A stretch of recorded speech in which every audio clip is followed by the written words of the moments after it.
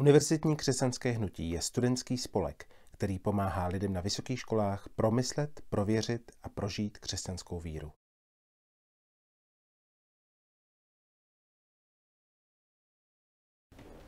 Dobrý večer, jsem rád, že jste přišli.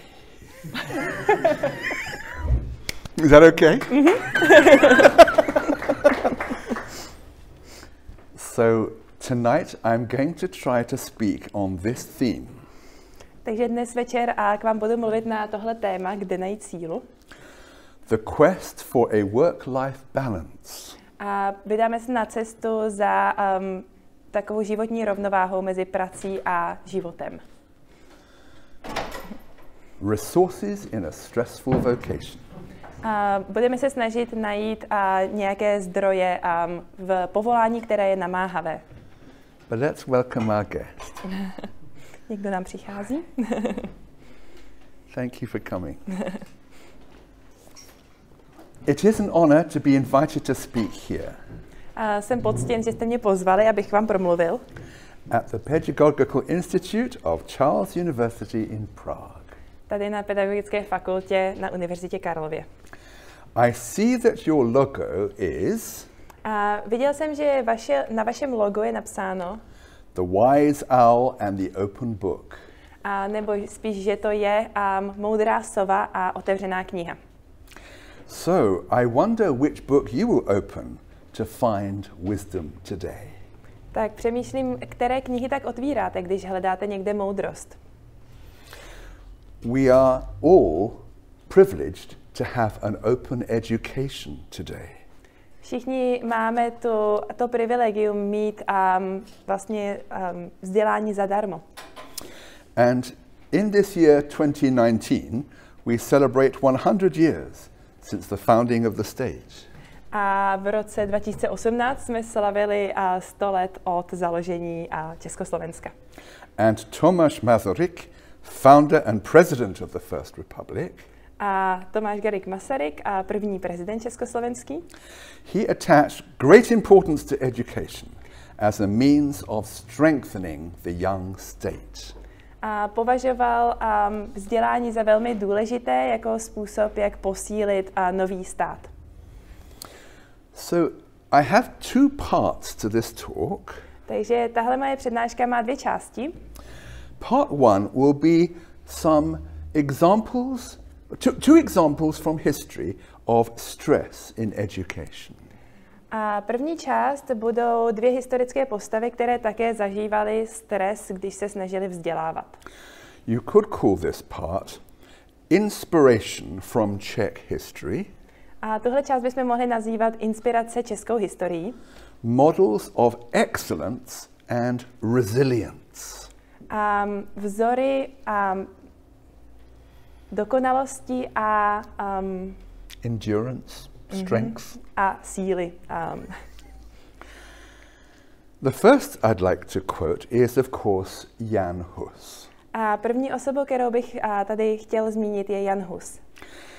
He was born in Husinec in southern Bohemia, Narodil se v jižních Čechách, v Husinci, where he learnt to say boo to a goose. anglický idiom, kde se naučil vůbec mluvit.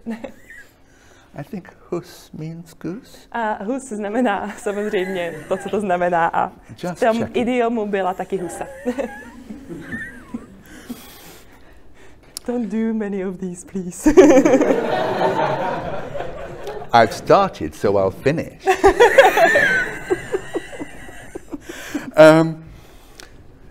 In his early education, he enjoyed chess, playing chess. A když se Hus začal vzdělávat, tak jako mladý měl rád šachy. And at home, his mother taught him to pray. A jeho maminka ho naučila, jak se modlit. He came to the newly established university founded by Charles here in Prague. A taky se stal studentem na tehdy nově založené univerzitě v Praze, založené Karlem IV. In 1400 he was ordained. A v roce 1420 ho vysvětili. And was appointed as preacher in Bethlehem Chapel in the Old Town. A taky ho hned udělali knězem a na místě v Betlémské kapli a na Starém městě. For me, Bethlehem reminds me of the birth of Jesus. A mě Betlém a Betlémská kaple samozřejmě připomíná místo, kde se Ježíš narodil.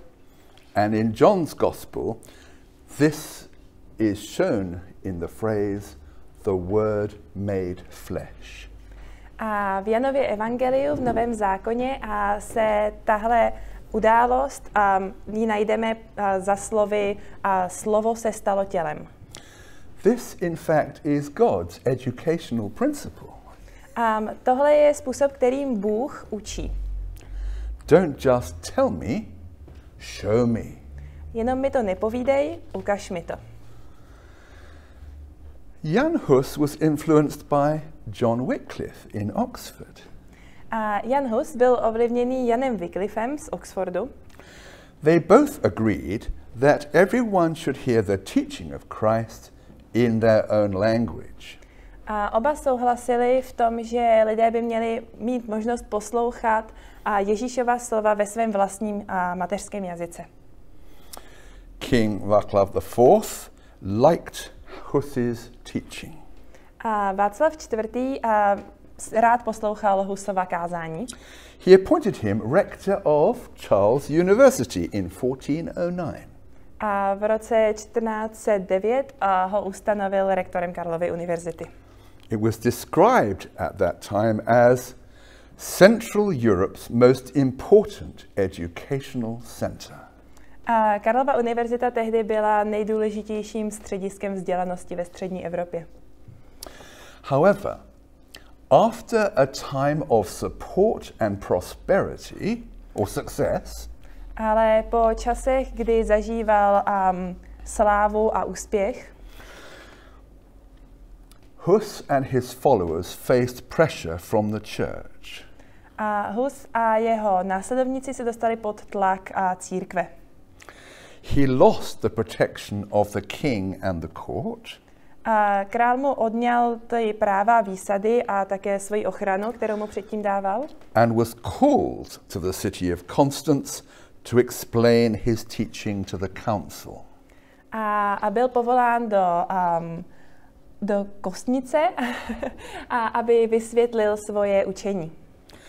He was arrested, charged with heresy, and died at the stake. Byl zajat a obvinili ho z kacířství a zemřel na hranici. You may know his golden words. Možná znáte jeho slavná slova. Search for truth. A hledejte pravdu. Listen to truth. A poslouchejte pravdu. Learn the truth. Učte se pravdu. Speak the truth. Mluvte pravdu. Keep to the truth. Držte se pravdy. Defend the truth until you die. A braňte pravdu dokud nezemřete. For in the end, the truth will redeem you. Protože nakonec vás pravda spasí. Was this the inspiration 30 years ago? A možná tohle taky znělo v hlavách lidí před 30 lety. Where we remember with joy the foundation of the new Czech state. A když vzpomínáme vlastně letos na založení nového českého státu. Here's the second example from history. A máme tady ještě druhý příklad z historie. Jan Amos Komenský. Jan Amos Komenský. You saw his statue halfway up the stairs. Když jste procházeli sem po schodech, tak jste určitě viděli jeho sochu. I met him at the lecture room door. A taky jsem ho potkal u dveří.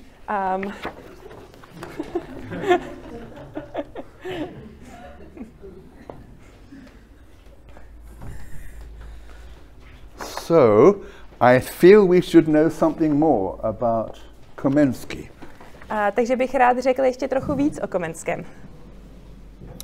Why do you think he was so committed to universal education? Proč myslíte, že se tak držel toho ideálu vzdělání pro všechny? I have an instant theory to offer you. Mám pro vás teorii, která by to mohla vysvětlit. He received no education at all until the age of 16. On sám vůbec nedostal žádné vzdělání, než mu bylo 16 let. And what he lacked, he wanted to provide for all. A to, čeho se mu nedostávalo, chtěl dát všem. He was sent to the Herborn Academy in Heidelberg. A pak ho poslali na akademii do Heidelbergu. They had an educational principle to offer. A tam se to vzdělání řídilo podle určitého principu. Every theory has to have a function in practical life. Každá teorie musí nějak fungovat v praktickém životě. It has to be didactic, Má to být didaktické. teaching us moral purpose in our daily lives. A má nás to učit něco o morálním smyslu našeho života. After 1620 and the year of the Battle of the White Mountain, Po bitvě na Bílé hoře v roce 1620 Komensky became rector of Fulnek, near the border of Moravia and Silesia. a Komenský se přesunul jako kazatel do Fulneku na hranici Slezska a Moravy. And he suffered his first big loss. A tam utrpěl první velkou ztrátu ve svém životě. All his property and writings were burned in 1621 during the religious wars. V roce 1621 za 30leté války mu schořely všechny jeho papíry, všechno jeho dílo, které napsal. That is a bit discouraging for an educational professor. To je docela problém pro někoho, kdo se živí tím, že učí. Never mind, he had courage. Ale on měl odvahu. He went to Leszno in Poland with the Moravian Brethren. A s moravskými bratry odešel do Lešna v Polsku. One of his most famous works he wrote in 1631. V roce 1631 napsal jednu ze svých nejznámějších knih. It's called The Labyrinth of the World and the Paradise of the Heart. Labyrint světa a ráj srdce. That was quick. And I think it means that it's hard to find your way through the world. A myslím, že co se Komenský snaží říct, je, že je těžké najít tu správnou cestu světem. It's a physical and a moral maze. Je to takové jednak reálné a jednak morální bludiště. But can you still hold paradise in your heart? Ale můžete mít zároveň taky v srdci ráj? Is that heaven at the end of your life? Je na konci našich životů nebe? Or can you carry peace in your heart under stress? A nebo můžete také mít ve svém srdci klid a mír, i když jste ve stresu. Komensky had international achievements. Komenský toho zvládnul spoustu a byl velice slavný i mezinárodně. He wrote a book called The Gates of Languages Unlocked. Napsal knihu Brána jazyků otevřená. He was invited to 3 countries to transform their educational system. A pozvali ho do 3 různých zemí, aby tam proměnil jejich vzdělávací systém. Sweden, England, Hungary. Do Švédska, Maďarska a Anglie. There may be influences also in Poland and the Netherlands. A pravděpodobně taky ovlivnil lidi v Polsku a v Holandsku. In Poland, in 1657, he suffered his second huge loss. V roce 1657 v Polsku se mu přihodila druhá taková velká rána. His house and his manuscripts were all burnt in Leszno. A všechny jeho zase písemnosti a jeho dům v tom Lešnu vyhořely. He lost his great work, Pan Sophia, in the fire. A v tomhletom ohni ztratil svoje velké dílo pan Sofia. And that means total wisdom. A to slovo znamená úplná moudrost. So, with nothing again in his hands, A zase už neměl nic. he wrote his most famous book for children. A tak vlastně napsal svoji nejznámější knihu pro děti. In 1658, it was a book called Orbis Pictus. A v roce 1658 vyšla ta kniha Orbis Pictus. In Latin, a painted world, A v latině to znamená malovaný svět. but popular title, The World in Pictures. Ale vlastně normálně se tomu říkalo svět v obrazech. Do you happen to have a 200 crown note in your pocket? Má někdo z vás 200 v peněžence? I just have one I found earlier. Já jsem jednu našel.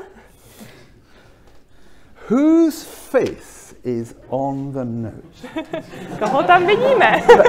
Perhaps you could pass them round generously. Rozdávejte, rozdávejte. Well, if you're short, I might have a couple more. A jestli nemáte dost, tak já možná mám ještě víc. Yeah, I got one or two.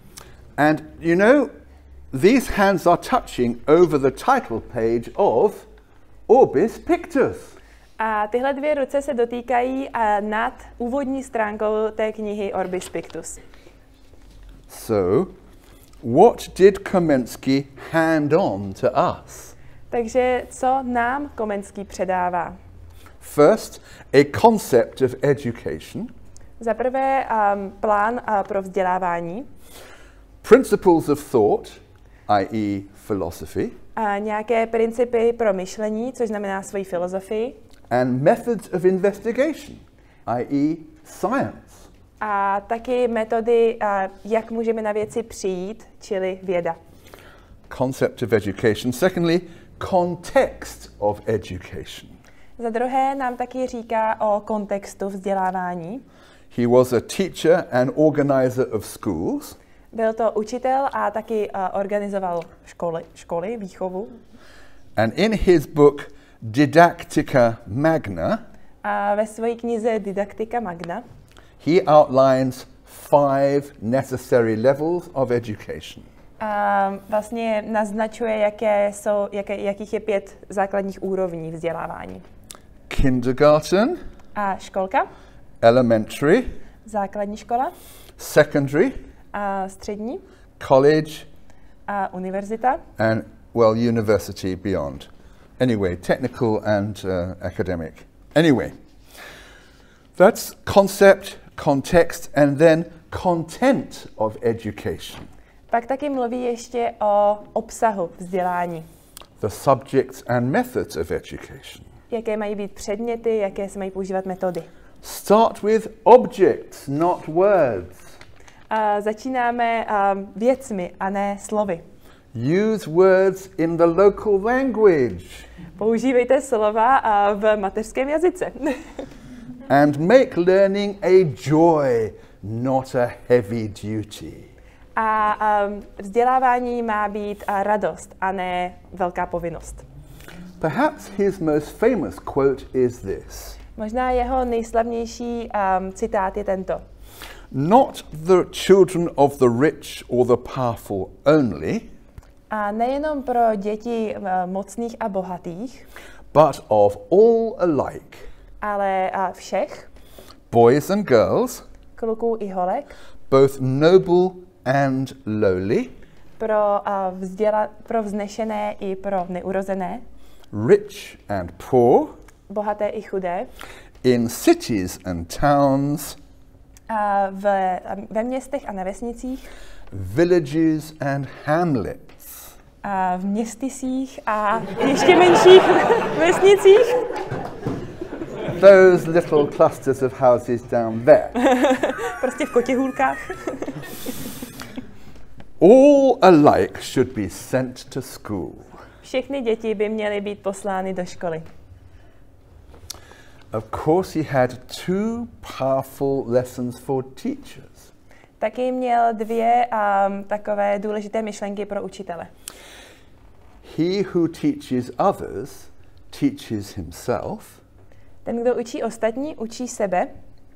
And can you find a method of instruction A můžete najít metodu předávání vědomostí, by which teachers teach less, skrze kterou učitelé učí méně, but learners learn more?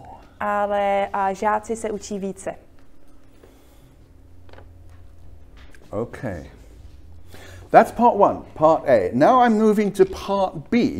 Having learnt some lessons from history, how can we apply this issue in our day today? A teď bych se rád přesunul k té druhé části mé přednášky. Naučili jsme se něco z historie a teď se podíváme na to, jak to můžeme aplikovat do naší situace. Can we call this dealing with stress in our educational experience? A možná tomu můžeme říkat, jak se vyrovnat se stresem a v našich zkušenostech s učením. Can I offer a subtitle too? A ještě mám taky podtitul. Reality in our present world. A realita v tomto světě. Resources for refreshment and endurance. A zdroje pro občerstvení a výdrž. So, we all have stress in our lives, of course. Samozřejmě všichni máme v životě nějaké stresy, But can we balance external demand with inner capacity? ale dokážeme mít rovnováhu mezi tím, co se po nás požaduje zvenčí a tím, čeho jsme sami schopni. We can foresee some stresses coming, A samozřejmě vidíme, že nějaké stresy přijdou, but others are totally unpredictable. ale jiné jsou úplně neočekávané. This will mean no straight line of a work-life balance, A tohle znamená, že ta naše rovnováha mezi prací a životem nemůže být but rovnováze. rather an undulating pattern of stress and recovery. Ale vlastně pak v našem životě vzniká taková křivka, kdy jsme ve stresu a kdy se z toho zpamatováváme. Can we reduce external strain? Můžeme se nepoddávat tolika vnějším tlakům. Can we develop inner strength? Můžeme získat více vnitřní síly. We shall see. Uvidíme. Uvidíme. That's the one word I do know. Okay. Now then, first in this section, shall we examine some common sources of stress? Takže nejdřív pojďme se podívat na nějaké zdroje stresu. Can I offer 5? Mám jich 5. First, a 24/7 life of activity in culture and society. Za prvé to, že jsme 24 hodin denně, 7 dní v týdnu pořád aktivní v naší společnosti a v naší kultuře. People don't just work late, they work night and day. A lidi jenom neprotahují si práci do noci, ale pracují přes noc a ve dne. Not just the emergency services, but factories and finance. Nejsou to jenom lidi třeba, co pracují na záchranné službě, ale i v bankovnictví a ve fabrikách.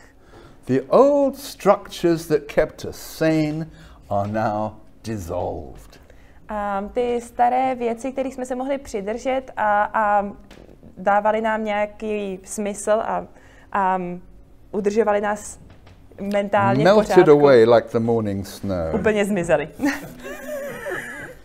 And in a day, we used to work 9 to 5. A dřív se pracovalo od 9 do 5. No longer we work all the hours God gives. A dneska už pracujeme celý boží den. In a week, there used to be a day off, perhaps even a weekend. A v týdnu jsme mívali věc, která se jmenovala víkend. But now we expect everything to be open all the time. Ale teď očekáváme, že budou obchody pořád otevřené. What's more, People no longer go to work. A navíc lidi ani nechodí do práce. We work from home and on the move every day of the year. Pracujeme z domova a pracujeme při cestování každý den. Perhaps Christmas Day we can have off. Možná na Vánoce nepracujeme. Somebody shaking their head at the back, not even that. Někdo pracuje i v ty dny. We must talk afterwards. Musíme si pak promluvit. Okay, a busy life. Second, social media creates unrealistic expectations. Za druhé, sociální média vytváří nerealistická očekávání. This is a newspaper I brought on the day I flew from the UK. Tohle je vlastně, to jsou noviny, které jsem si koupil, když jsem odjížděl z Anglie, což bylo ve středu. Can you read it for us? Zastavte Facebook a Google. Stop it at once. Zastavte ho úplně. So, we want to stay in touch because of FOMO. A my chceme pořád být na těch sociálních médiích, protože se bojíme, že nám něco uteče. Fear of missing out. A strach z toho, že ti něco uteče. We need likes on our Facebook page. Potřebujeme, aby nás lidi dostatečně lajkovali. We are depressed by silence. A když je ticho, tak máme depku. We think we have friends on Facebook. Myslíme si, že máme na Facebooku kamarády, but all we have is acquaintances. ale máme jenom takové náhodné známé. Worse, we could have access to the dark web. A taky bychom se mohli zatoulat do temných koutů internetu. Recently, we have heard stories of despair, depression, and death. A nedávno jsem slyšel příběh o depresi a potom i smrti. The third stress point is university life itself. A za třetí nás taky stresuje ten univerzitní život samotný. The joy is we have many exciting opportunities. Super na tom je, že máme spoustu dobrých příležitostí. But the sorrow is we face many demanding deadlines. Ale smutné je, že po nás někdo pořád něco chce a máme spoustu deadline. We could manage our time well if we knew our top priorities. A nějak bychom se v tom zorientovali, kdybychom věděli, co je naše priorita. And if we had the willpower to stick to them. A kdyby se měli opravdu sílu vůle, abychom se jich drželi. But peer pressure is very strong. Ale tlak od našich vrstevníků je taky hodně silný. We need to choose our friends with care. Musíme si dobře vybírat přátele.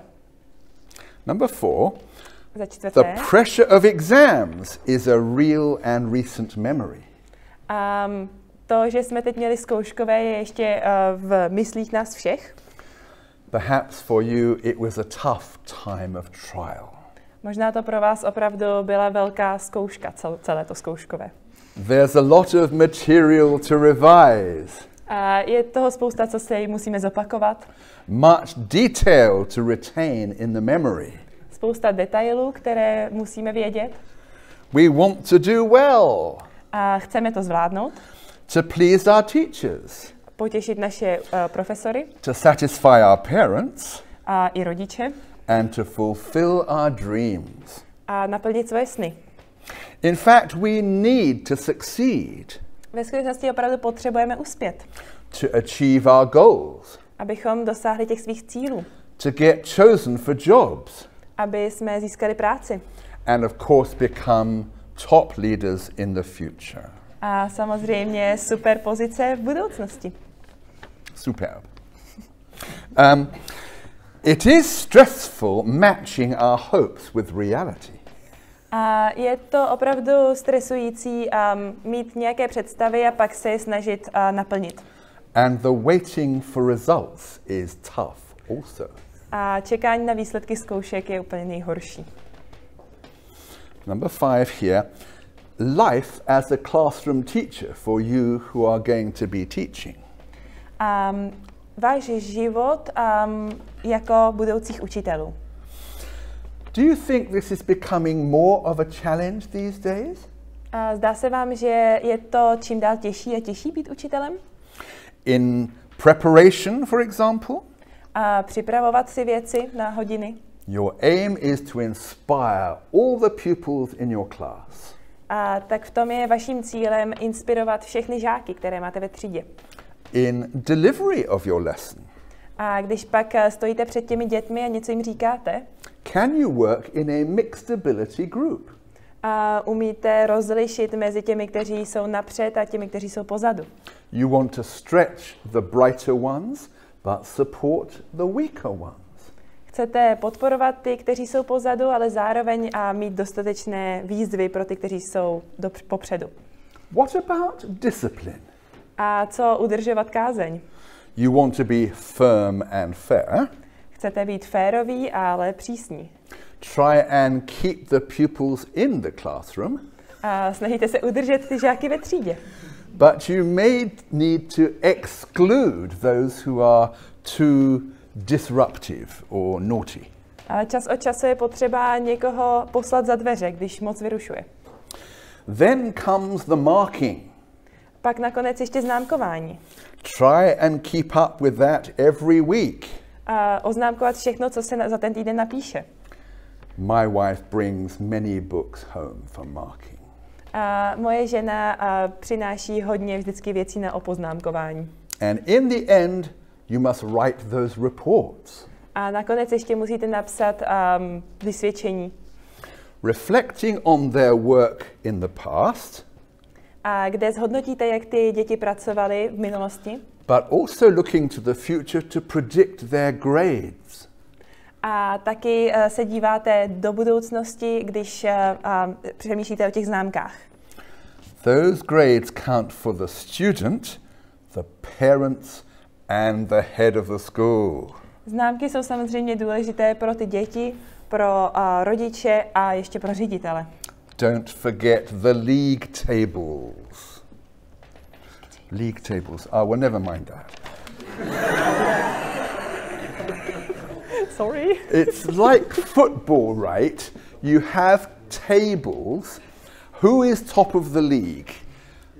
In the Premier League, okay, Manchester City or Liverpool.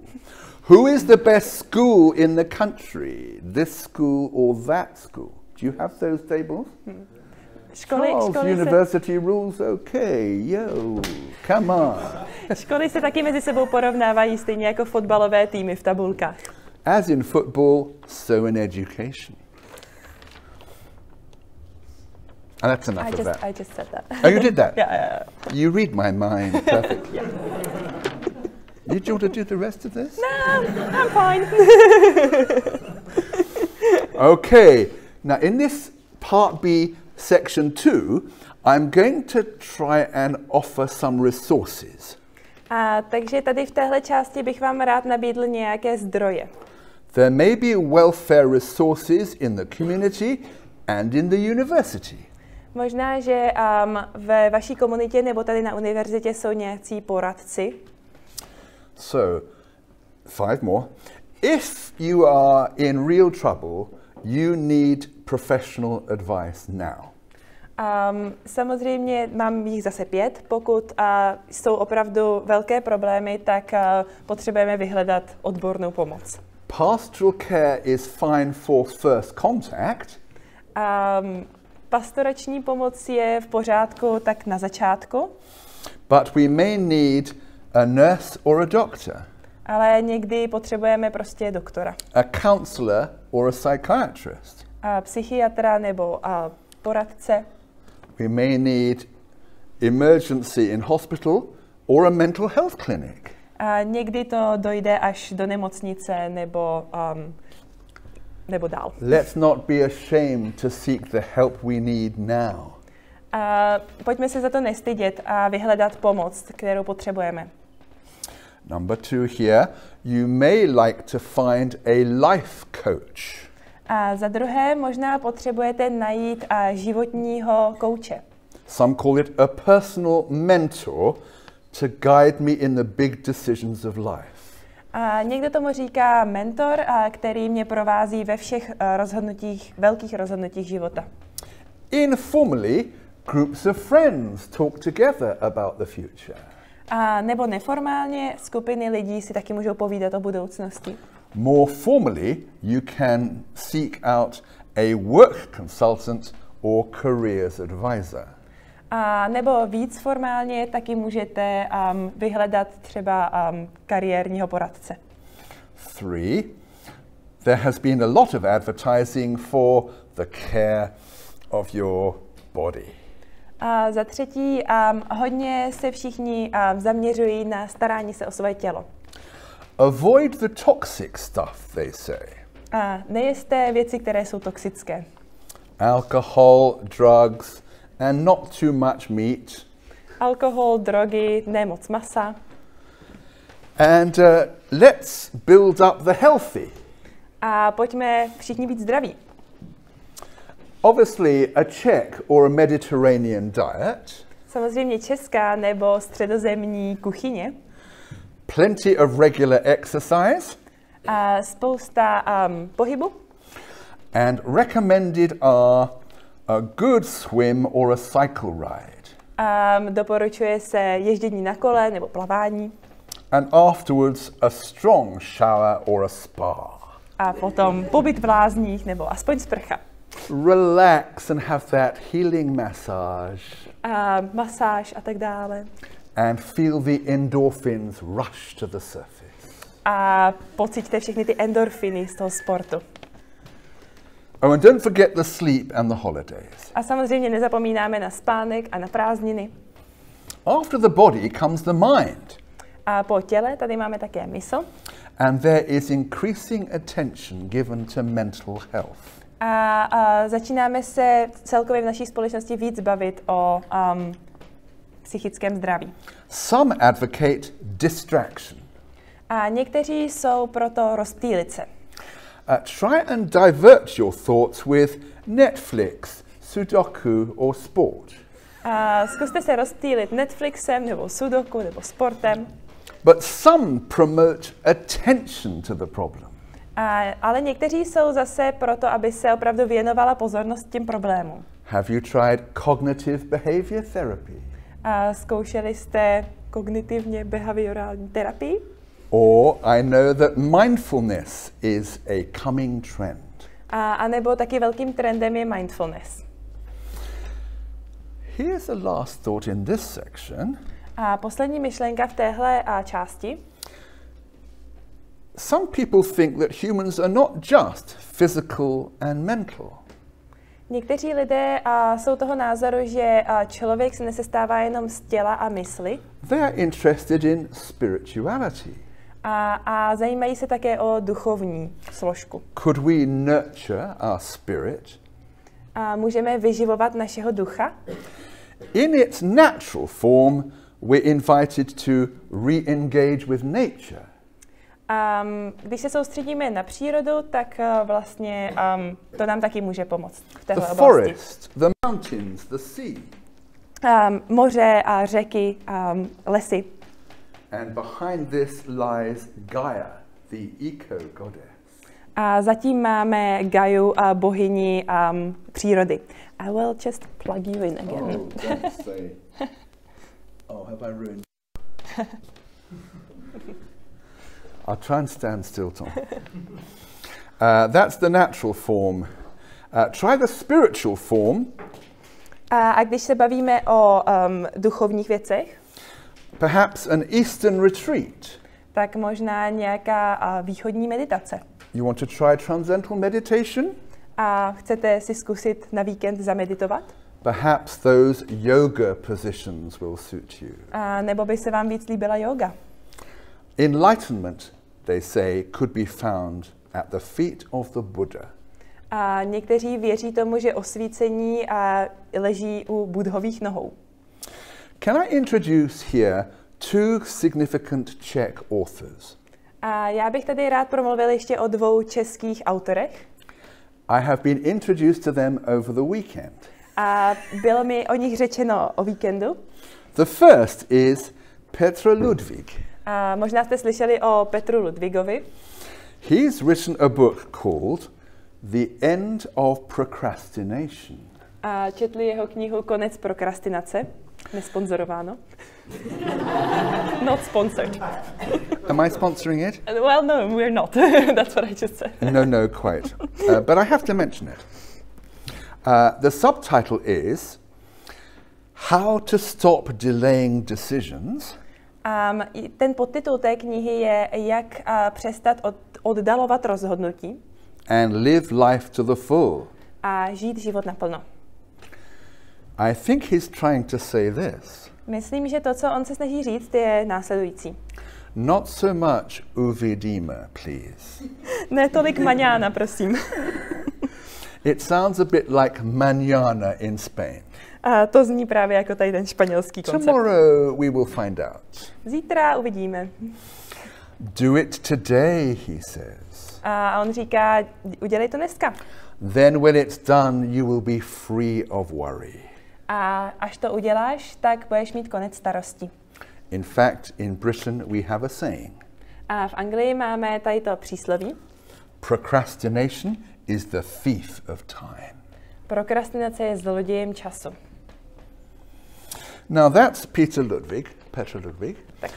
Now can I turn to Jan Honzik? Pak tady máme ještě dalšího Čecha, Jana Honzíka. He is the head of the Czech Mindfulness Institute. A to je takový hlavní český kapitán mindfulness. Trained in mental health. A vlastně jeho pozadí vzdělávací je psycholog. And lived as a Buddhist monk here in Prague. A žije tady v Praze jako buddhistický mních. He promotes Lavka, a small bridge in meditation. A má centrum Lávka, takové centrum pro meditaci. This allows the mind to take control of the emotions in the brain. A meditace vlastně pomáhá kontrolovat nebo ovládat emoce v našem mozku. Maybe the problem is too much attachment to your passions. Možná, že problémem je to, že příliš moc věci chceme, jsme příliš vášniví. They are never fulfilled, so you're always disappointed. A nikdy se nesplní, takže jsme pak vždycky zklamaní. So here is a different solution. Takže já bych chtěl nabídnout jiné řešení. Try detachment from all your passions. Zkuste se oprostit od všech svých vášní a tužeb. Then you have nothing that needs to be fulfilled. A nemusíte vůbec nic naplňovat. So now you're happy. Takže jste šťastní. Well, there is another risk here. Ale tady je takové varování. Maybe two. Možná dva. Perhaps you're not satisfied with no fulfillment. A možná, že vás úplně nenaplňuje to, že nemáte být naplněni.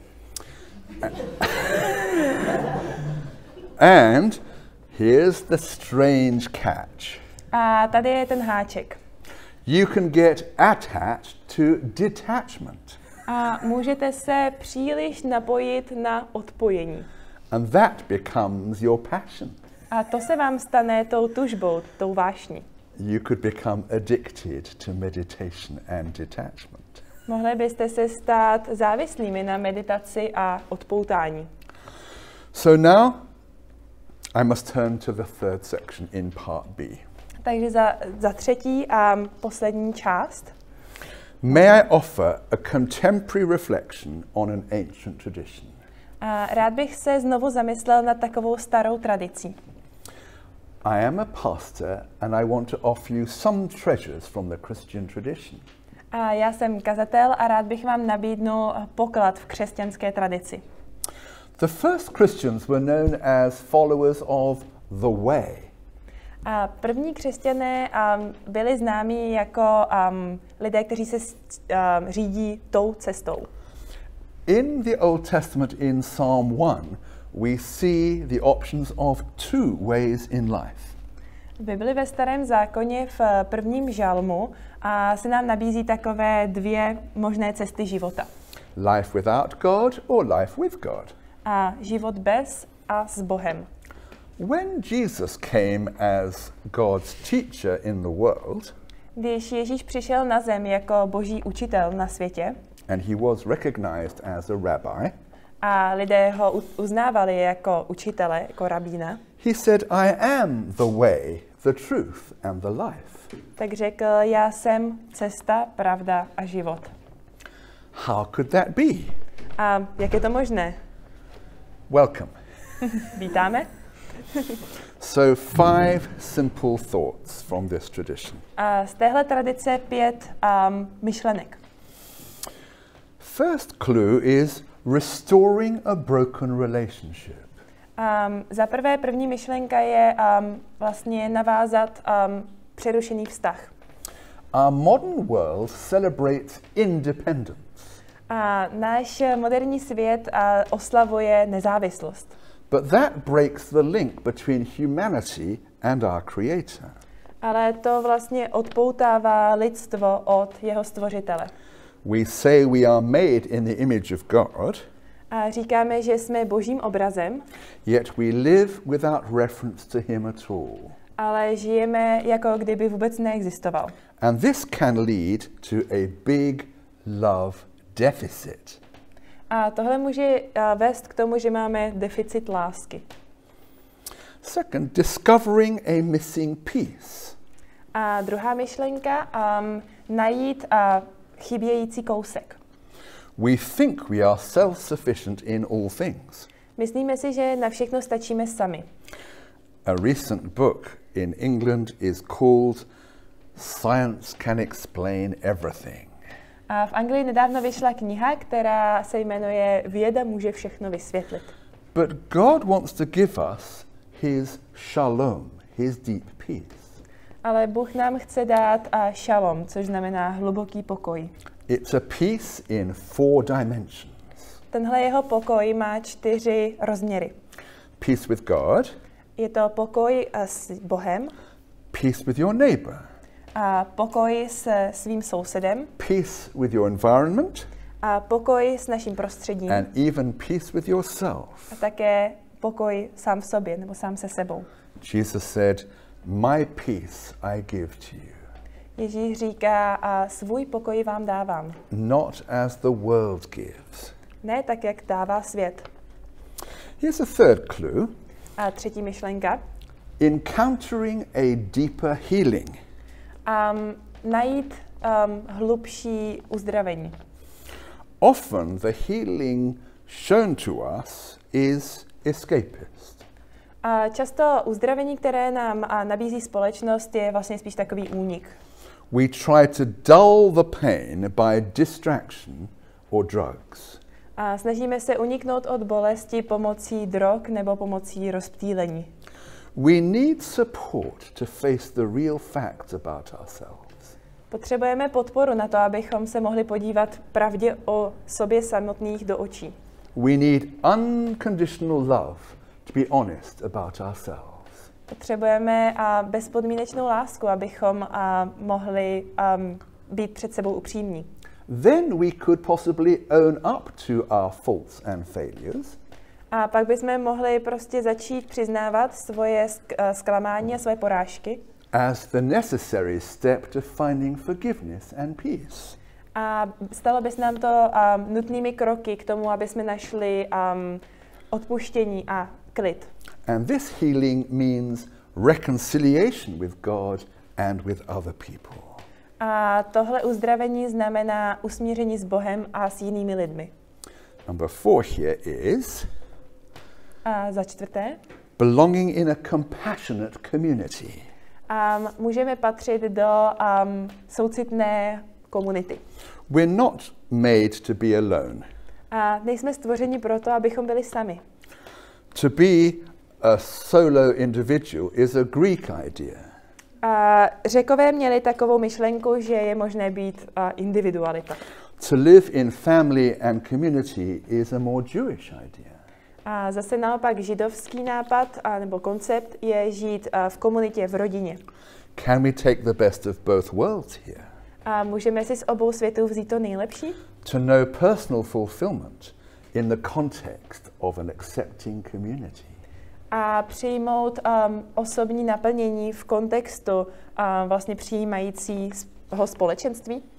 Of course, the church has many failures. Samozřejmě církev, jedno takové společenství, má spoustu problémů. But at its best, the Christian community has much to offer. Ale když funguje, tak křesťanská církev může nabídnout hodně. Friendship, hospitality and support. Podporu, pohostinnost a přátelství. And here we come to number 5. A za páté, Making a reliable friend. potřebujeme spolehlivého přítele. Jesus said, the thief comes only to steal, kill and destroy. A Ježíš říká, zloděj přichází jenom, aby kradl, plenil a loupil. I came that they might have life. A já přicházím, abyste měli život. Life in all its fullness. A život v plnosti. Come to me, says Jesus. Přijďte ke mně, říká Ježíš dál. All you who are weary and heavy laden. Všichni, kdo se trápíte a namáháte se s břemeny. And I will give you rest. A já vám dám odpočinutí. Take my yoke upon you. A vezměte na sebe mé jho And learn from me. a učte se ode mě. For I am meek and gentle and lowly of heart. Protože jsem mírný a pokorného srdce. And you shall find rest for your souls. A najdete u mě odpočinutí svým duším. It may be possible to find that rest here tonight. A je možné tohle odpočinutí a tenhle klid tady najít. If you were to turn to that wonderful 200 crown note once more, A kdybyste si ještě vzali své 200, look at those hands reaching out to each other. podívejte se na ty ruce, které se tam potkávají. Of course, it's intended that it's the adult to the child. Samozřejmě ten dospělý se natahuje k té ruce toho dítěte. Or perhaps the teacher to the student A or the nebo pupil. možná učitel k tomu studentovi. But what if it was the hand of God reaching out to touch your hand? Ale můžeme si také představit Boží ruku, jak se natahuje po naší ruce. Where is your hand tonight? Kde máte vy svoji ruku dneska večer? In your pocket? V kapse? Perhaps reaching out and wondering, scratching your head? Možná se tak drbete po hlavě, říkáte si, Or would you be willing to put your hand in the hand of Christ tonight? A nebo byste byli ochotní nechat Ježíšovu ruku a vaší ruku se dotknout? He could be your teacher, you know. A on by vás mohl učit. He could be your savior, you know. A mohl by vás zachránit. He could be your Lord and guide you through this life. Mohl by být vedoucím vašeho života.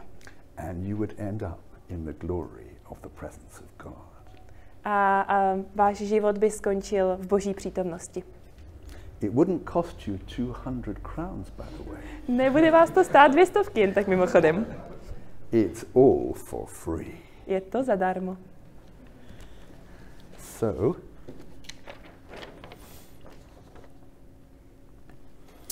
ač vám Bůh v učení Gehenna. Gehenna.